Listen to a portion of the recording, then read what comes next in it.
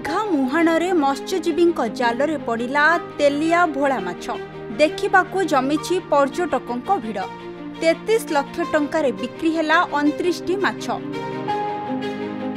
पड़ोशी राज्य पश्चिमबंग दीघारे मत्स्यजीवी माने गभीर समुद्र को माछ धरी जाती से ननी गोपाल ट्रलर जाल 29 तेलिया भोला माछ पड़ता। यह दीघा मुहाण नीलाम केन्द्र को निया जाइथिला। प्रति माछर ओजन 20 किलो ऊर्ध्व होइथिबा बेले मोट 29 माछ को 33 लाख टंकार बिक्री होइछि।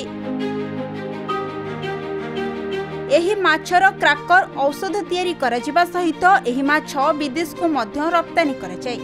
सेथिपाई बाजार रे माछर चाहिदा अधिक थाए बोली मत्स्यजीवी माने कहिसंती।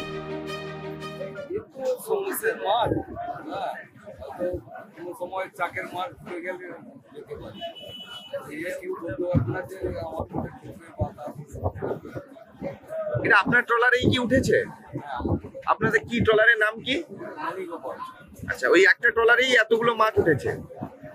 আচ্ছা, এর তো পটকার জন্য প্রচুর দাম মাছটার। বলে শুনি কিন্তু কি হয় পটকা কি হয় কোথায় যায় কোম্পানিকে দিয়ে দিয়ে তারা কি করে জানো।